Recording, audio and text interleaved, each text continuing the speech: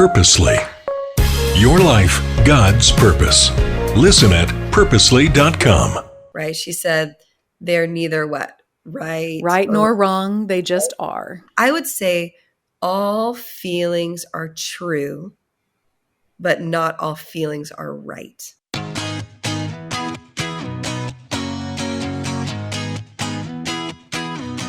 You know, I am still in the process of giving myself permission to feel the feels. I'm Julie Lyles Carr. This is the All Mom Does podcast, where we come alongside you in the life you're living, the kids you're raising, that marriage that you're nurturing, that career you're chasing, all the things.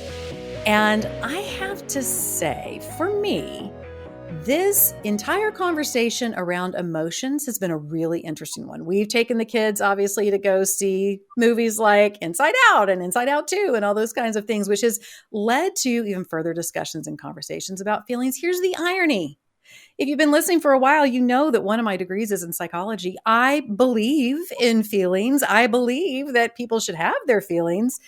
I'm just not always so great with working with my own, which is why I am so excited to introduce you to my guest. Her name is Anjuli Paschall, and she has been doing some writing on feelings with a new book, a guided prayer book called Feel. Anjuli, thank you so much for being with me today. Oh, it's such a pleasure. Thanks for having me on your show, Julie. So give my listener a snapshot of who you are, where you live in the world, how I know you're a writer. This is your third book, the things that are really wonderful for you, the things you love doing, all the stuff. Yeah. Well, I'm calling in, chatting to you from San Diego. I'm a mom to 5 kids, oldest is 17, all the way down to 7. My husband is a pastor here at a local church, and he's been pastoring there, 15, 16 years. And recently we launched a retreat center next door where we do a year-long discipleship program with young adults. Besides that, I write and I do spiritual direction and I hang out with a lot of teenagers.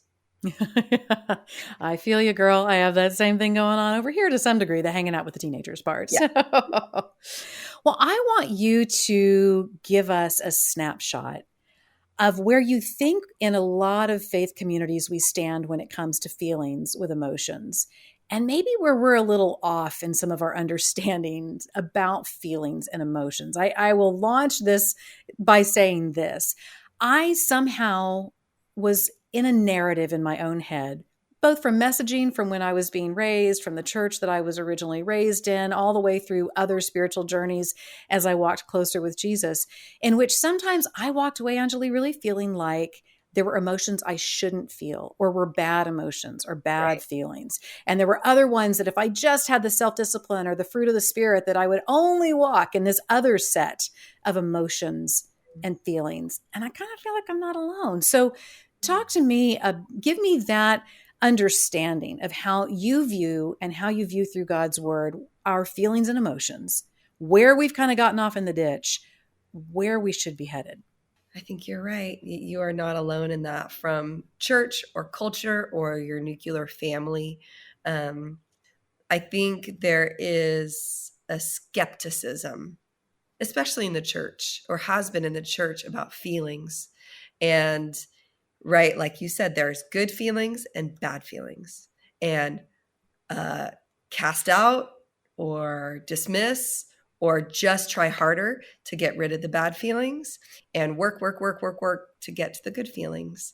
And I think that is actually unbiblical. I think if you look through scripture, Jesus himself experienced a range of emotions, from rage and anger to exhaustion, to where he's sweating blood, to sorrow where he's weeping with Mary. I think you see it in every human that's in the Bible, right? You see it in the way Moses experiences anxiety. You see it in Peter's fear. You see it in Martha's stress. And you see it in the book of Psalms. A whole book of the Bible is written purely out of David's emotions that he has turned into prayer. And there's no limit of what is acceptable and what you can pray. I mean, he prays crazy things like strike dead those people. Right. To I cannot even get out of this pit of despair. And so for the church to say that emotions are good or bad, or that we ought to have a posture of skepticism, is actually unbiblical. I think one thing that's interesting to me too is for myself, I tended to try to stay away from what we might call, and probably in error so, bad emotions. But I've Yes. also seen places and faith circles in which to feel really ecstatic or really happy or really thrilled about something, I've seen that even sort of repositioned as, well, hey, calm down, moderate. Now you're being kind of prideful, or you're spinning up into a way, and this life is hard. And it's interesting the range in which we tend to judge each other's emotions in a lot of different ways. How do we live on that really delicate bubble of accepting emotions for what they are, and yet at the same time not letting them have the wheel in the decisions that we're making? And the reason I ask that is this: I was so blessed with the most amazing mother-in-law, adored her. One thing that she used to say that was very interesting and challenging for me in some of the ways that I was wired is she would say, feelings are neither right nor wrong, they just are. And there was a part of me that thought, yeah, I get that, but I see people make some really bad decisions based on an emotion that is not really the fact or the truth teller in the situation. It's just it's a response. It's valid, but it's informing a further decision that is going to be a bad decision. So how do we live on that bubble of embracing and accepting these emotions without allowing them to then drive our behavior in ways that can be really problematic? Sure. I love your mother-in-law. We would have been friends. You would be I buddies. would add one thing. I would add one thing to what she said, right? She said, they're neither what? Right Right or nor wrong, they just are. I would say all feelings are true, but not all feelings are right. Mm, And that's a lovely thing to what I would say. ask. Yeah, Here's what I would, how to unpack that. Have you ever felt misunderstood before? of course. Yeah. Right? That feeling's a true feeling. I got in an argument with my 17-year-old last night, right? Ugh.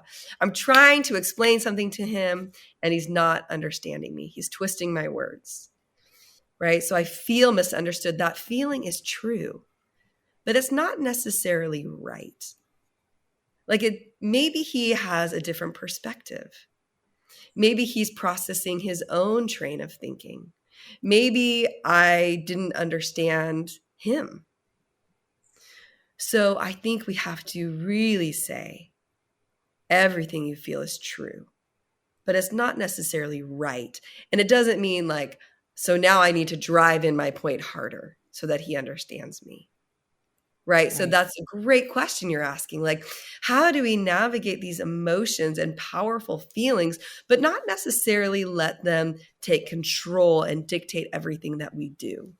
Right. And I want to say this: in our church, in our culture, in our family, in our community, all of us have experienced other people managing or mismanaging feelings in an unhealthy way.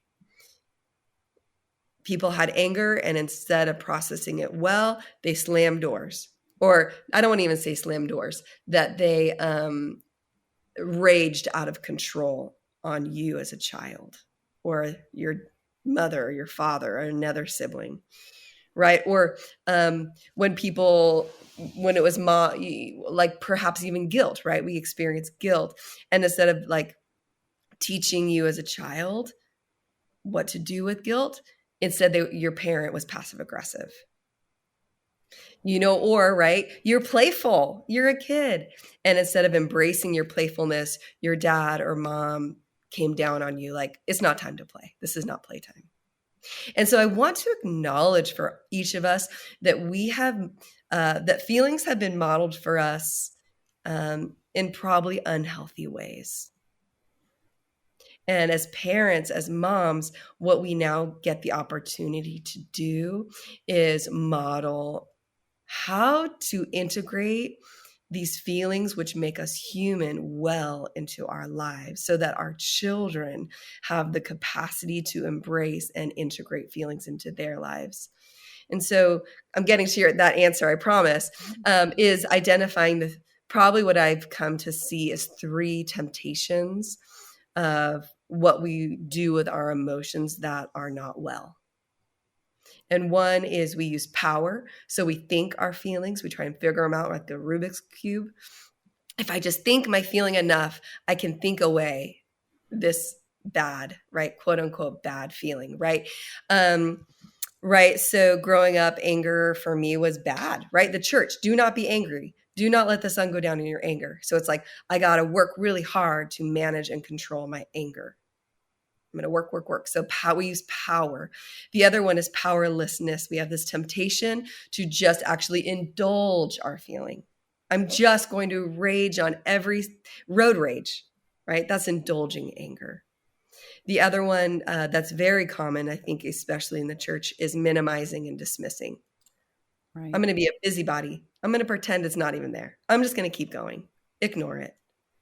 And so I think as we come to a place of your question of what do we actually do with the feeling in a way that's something we do well. We hold and integrate these feelings well.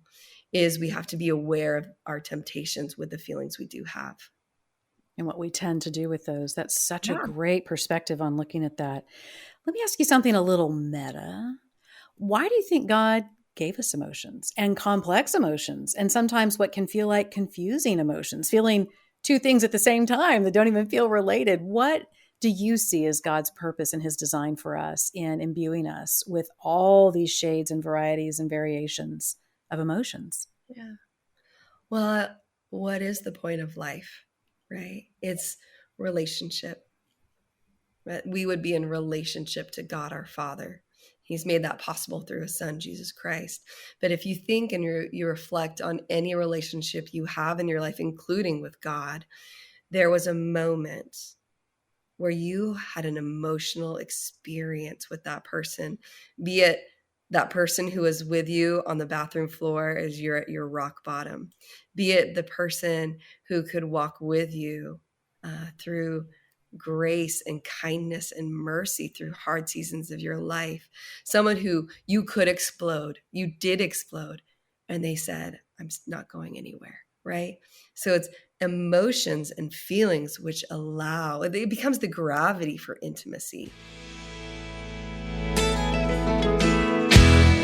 Thank you to our sponsor, George Fox University. George Fox University is unique. It is a Christ-centered, student-focused university where your student is going to be appreciated for the individual they are, the learning style, and the goals that they have, while also keeping focus on their relationship with Christ. I want you to go check it out at georgefox.edu. Again, that's georgefox.edu. Thanks so much for being our sponsor, George Fox.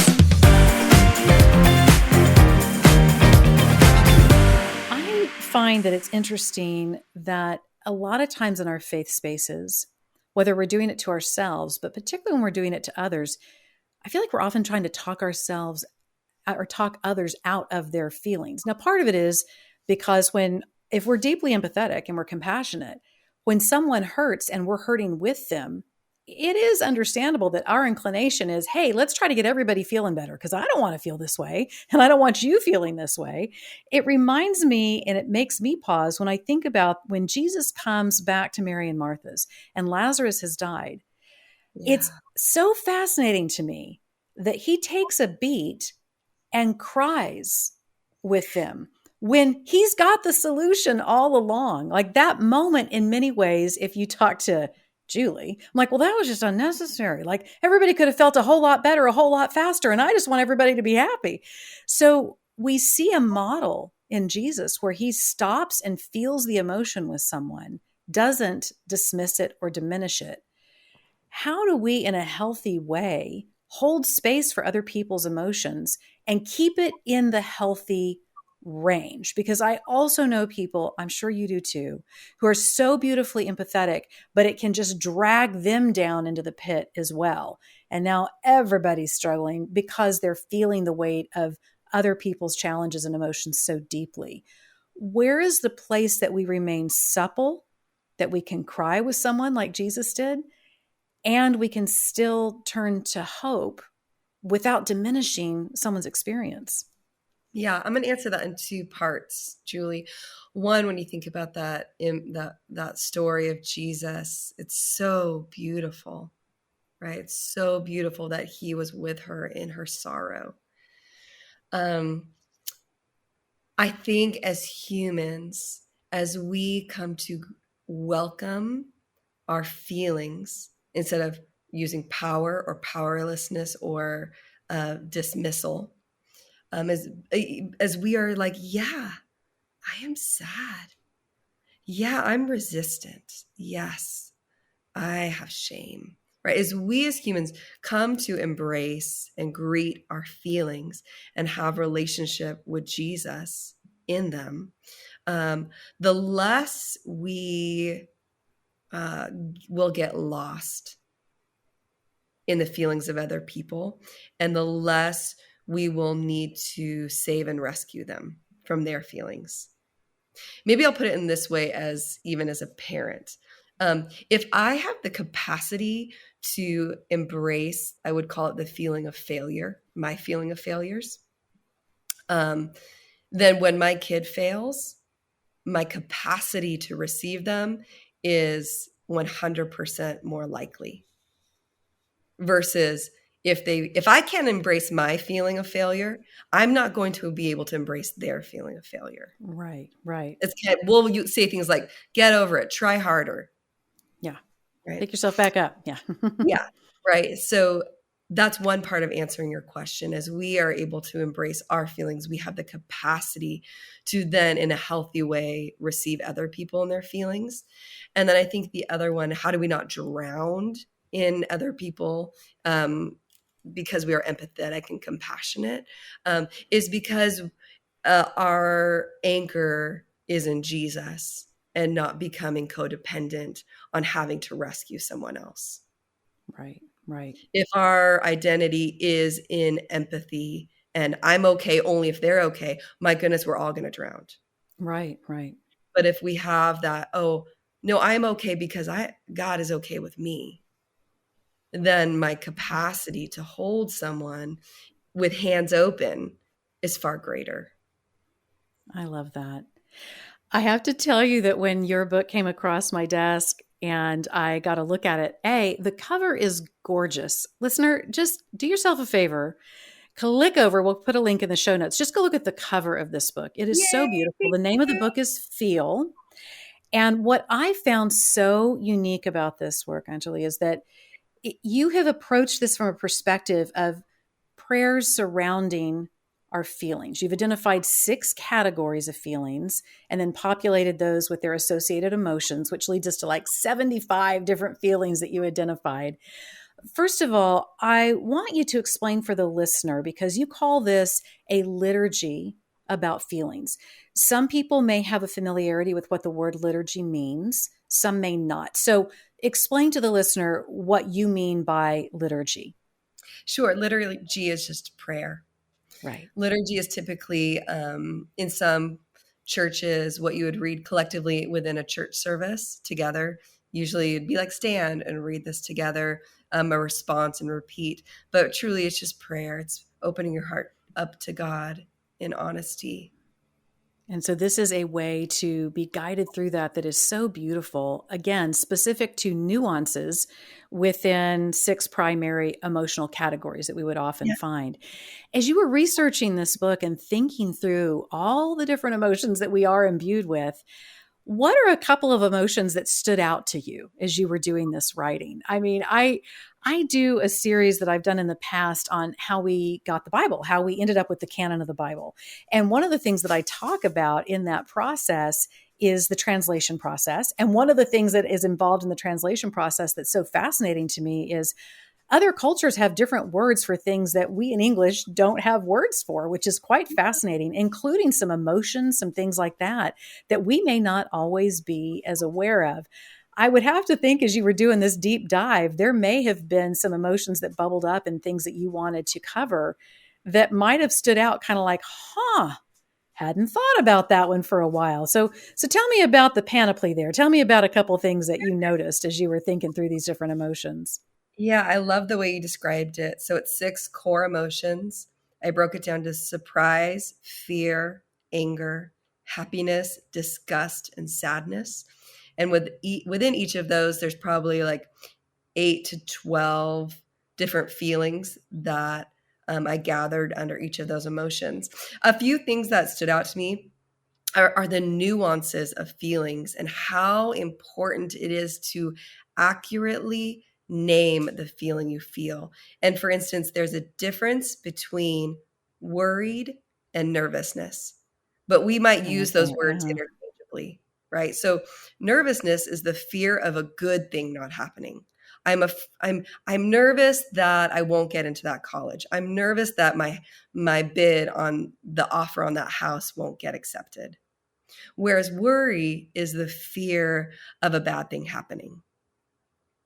I'm afraid of not having enough money. I'm worried that we're not going to have enough food on the table. I'm worried of what that person thinks about me because a bad thing could happen. So it's just so important to accurately name what you feel. The other thing that's really stood out to me is how often people feel disgust and they don't even know it. Yeah, that's an interesting one. In the parlance of today, people will talk about something or someone giving them the ick. That's probably the closest I can think of in recent history of somebody describing, and I'm not saying that's always applicable to disgust, but you're right. That's kind of one of those, I love that it was brought up in that film series I mentioned at the top of the interview, but it's one that we don't often talk about. Why do you think that is? You feel it all the time. You feel disgust every day. I'm going to just read a few of them. You feel dread, resistance, icky, embarrassed, pressure, misunderstood, indecisive, sick, awful. And right? Don't you feel that? I feel that almost every morning. I don't want to get out of bed because I have all the things I have to do. Exactly. Yeah. Or that person you committed to like getting coffee with where you're like, oh, I dread that. I don't want to do that. And so I think we misname disgust, usually with anger and even surprise or even sadness. It's like, oh, but I think it's so important that we say disgust is this thing inside of you that you want to get out of you. Think about, you want to throw up. You want to get that feeling out of you badly. And I think we have to really start to name disgust for what it is. I think I rename it frustration. I think there's something probably that's making me feel bad, but in the ways in which you described, but I find myself tending toward frustration. And this brings up something that I find fascinating. There's a great quote, I believe it's by C.S. Lewis, in which he talks about, I sat with anger long enough to come to understand that it was grief. Now, I've probably messed up the quote a little bit, but I find that's an interesting thing for us as well, that even as we do a better job of equipping ourselves with the language of emotions, there are ones that disguise themselves in some sense, that it can be hard for us to see what they really are at their core because we have some go-tos depending on our wiring, our training, our hermeneutics that we tend to go to first. So with disgust, as I said, I tend to hide it under frustration. What are some other things that you found sort of hiding behind maybe a mask of a different kind of emotion? Oh, I would say for sure, anger can hide sadness and sadness can hide anger. Oh, that's interesting. Yeah. Yeah, I can I see would that. say, and here's why it's important. Of course, there's dual emotions. You don't ever 100% only feel shame. Right. And so what's important is for you, as you're able to correctly identify what you feel, and I kind of describe this in the intros, it's kind of like trying on shoes. right? It's like, Right. ooh, does that fit right? That's fair. But think about if you've ever been with a counselor or a friend and they actually name the exact feeling. It's like, oh yeah. Yeah. Oh yeah, Aha. I'm not Yeah. actually, I am frustrated, but actually I really feel dread about a commitment I made. And I'm Right. frustrated that I said yes when I wanted to say no. Right. And so, but this is why it's important, Julie. Think about how you experience physical ailments, right? There's a difference between when you have a cold, or when you have allergies. The symptoms are the same. They're similar, right? Runny nose, watery eyes, but you would treat a cold different how you would treat allergies. You would take That's a allergy great medicine analogy. versus some Advil. That's a great So analogy. when you start to actually name it, it's actually overwhelmed, not pressure. Right. Right. It allows you to like get quote unquote the medicine you need to move forward in a healthy way. It makes me think about an issue that my husband's been having with one of his shoulders. And he started out trying to do all the things and the foam roller and, the rotation you do of ibuprofen and Tylenol, and then having that conversation with yourself of, well, I am getting older and all that kind of stuff. He was able to get into someone who has really done a great job working with him. And it's kind of a whole thing of this practitioner along with a PT and then potentially bringing a chiropractor in and these different things. And what's fascinating is this is not something that like, hey, we're going to sign you in for the next 6 months. You're going to be doing this. This has been very much a targeted kind of experience to figure out what is pinched, what muscle's freaking out, and to move on from there. And one of the things he told me that's been so fascinating is when this started, he would have told you that the pain or the cramped muscle or whatever is in this one particular spot in his back. And what he's come to understand through this process is no, actually, the issue is a spot in his neck. Yep. And the way that it all radiates down, the thing that is felt the most sensitive is actually not the root of what's been going on, which is so fascinating and makes me think about the work that you're doing here. When we approach bringing liturgy, bringing prayer to our emotions, how can we engage God in helping us understand exactly what we are feeling so that when I get into your gorgeous book, I can kind of guide myself to, okay, you know what? I thought I was feeling this, but actually, as I think about it, the Holy Spirit is showing me this is more the emotion. How can we engage in that way and include God, even in the process of identifying exactly what we're feeling? Yeah. Well, I would say two things: honesty and openness. Mm-hmm. And I mean, what I've done here, it is a unique book. There's not really anything like this, but it's No, not not that so I've seen. unique that it's really what David did in the Psalms, right? Yeah. He's brutally honest. And he's kind of all over the place. He goes from Yeah. kill those people to like, God, I will worship you all the days of my life. Yeah. And so maybe what would help, Julie, is if I kind of walk you through what each one of these chapters looks like. And I can use you as the guinea pig of how Let's do you do feel? it. How do you feel, Julie? If you like take a moment, in the quietness of your heart, like, how are you feeling today? I'm super loving spending this time with you, loving that, finding it very stimulating and fun and interesting. I've got some nascent stuff going on back here because I have a ton of travel coming up for work, and there's a hiccup with a canceled ticket that didn't get canceled on one side, and I'm trying to work with the bank and all the rest to make sure that gets cleared out. And so there is a certain level of frustration with myself, and there is a certain level of, not big, but a little bit of anxiety about that, just making sure all of those T's are crossed and I's are dotted. Got some big meetings coming up next week. A little nervous about some of those. Excited, but nervous.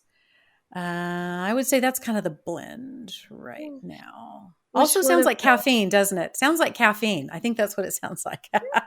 Well, those right, kind of like what we said, those are all true, right? Right.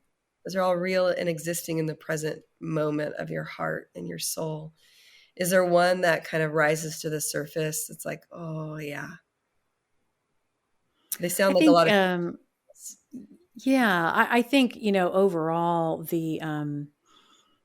be easy to call it stress. You may have a better word to equip me Let's with call for it that. stress. But just, when you're in busy seasons for work and for me, travel, because I am an ambivert, I do love people and I love being able to retreat and do my own thing. And travel always pushes me in a way that's unique when I've got back-to-back meetings, those kinds of things. So there's a level of stress, and I wouldn't even call it bad stress, Yeah.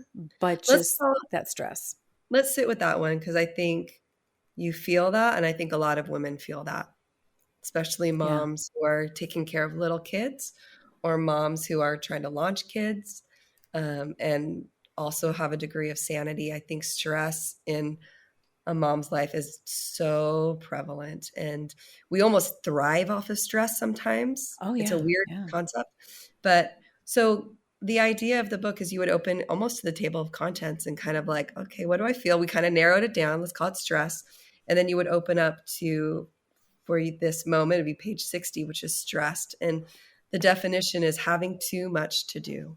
In Mm-hmm. the first section of this chapter, the chapters are very small. It will take you 3 to 5 minutes to read. But the first section is the language for feeling stressed. And I did this because a lot of people actually don't have words for what they feel. It's just Right. like, I Right. feel stressed. Like, Yeah. I don't know. Yeah. I just feel stressed.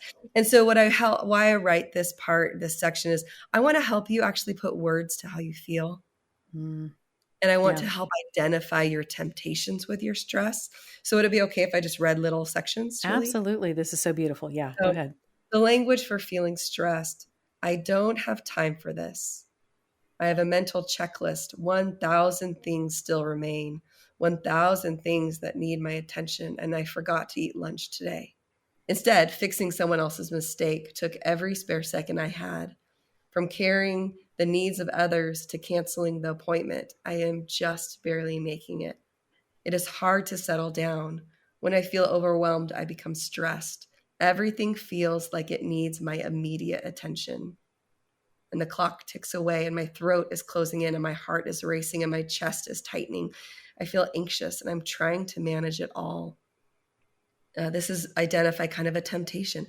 I quickly lean on my strength to make my stress go away, or I blame it away, or I blame other people.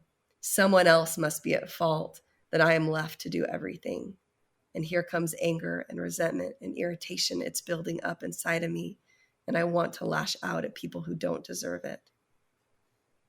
And to be honest, I don't want to lay down the load I carry, right? So this is the other temptation that's hard to surrender. Letting go seems like the harder task. And I worry that if I let go, people and things will fall apart. And this makes my burden even more unbearable. I let my feelings of stress stay for a moment. I try to listen to my body, and I listen to my soul. I want a lot of things, but I want God more than anything. To be honest, I don't always act as if this is true, but the deepest part of me does want what God wants for me. So that is the language for feeling stressed. And then I immediately go into a liturgy, which is a prayer for feeling stressed. I I take a love that language. I think that's so beautiful. But then you also identify the physiological feelings. One reason that feelings are called feelings is because we literally feel them in our yes, bodies. I And love we that. don't always connect that dot. Sometimes that can be such a powerful indicator to help us identify what it is that the emotion is, because we do feel it in our bodies. And then I love the way you've connected the temptation that we can have to work around, move around, detour around that feeling, the things that we may do to try to lessen the way it feels. What a beautiful way to be both But I do practically think equipping our neglect and of the brother-sister spiritually giving dynamic in the tools community of to faith, work through with God the variety and of I mean feelings that that are like that there. as Anjuli, I a can't thank you woman, enough I for have spending time brothers with in us the today. This has faith. been good As a for my man, my soul. husband has You have brought sisters in me the faith. down I'm interested to in a more of a conversation baseline, where which we'll I talk really about better ways appreciate. to Where facilitate can the that. listener go to find this gorgeous book of yours, to find out more about your spiritual retreats, the work that you're doing, all the things? Yeah, so you can find me on my website. It's anjulipaschall.com. I'm on Instagram, probably too much. Love Anjuli, and you can get my book anywhere books are sold online. I'm I'm sure you'll put it in the notes. So Absolutely. I'm so Absolutely. grateful, Julie. What a rich conversation. I hope that this book can become a resource for moms in the day in and day out of the roller coaster of emotions that we feel every single day. Absolutely. Anjuli, it is definitely going to be tucked right next to my Bible and my journal and all the things. I think it's just such a gorgeous, gorgeous way to help us embrace the complexity of how God created us with all these emotions, and at the same time give us beautiful avenues for being honest and vulnerable before Him in prayer. So thank you for such a thoughtful and well-considered resource for us. I appreciate it so much. Yeah, thanks for having me on your show. Appreciate it, Julie. Absolutely. All right, team, go to the show notes. Rebecca puts them together and you can find all this goodness that Anjali's been telling us about. Be sure you check out allmomdoes.com and on the socials. You hear me say it every time. It's a great community for you. I love it when you come see me on Instagram and let me know about the topics and questions you have, things that you'd like to see covered moving forward. I would love to hear from you. Hey, do me a solid. If you love this podcast, make sure that you are subscribed, leave us a 5-star rating and review, and grab the link from this interview and send it to your friends. That is such a great way to get the word out, to get resources out about such incredible guests like Anjuli, like we've had on today, these conversations that really make a difference. And I'll see you next time on the AllMomDoes podcast. Get the word out, resources out about hey, incredible, such a like we've had incredible me out on today, like we've had solid this pod day, these subscribe really leave us a really make a difference. 5-star, grab the link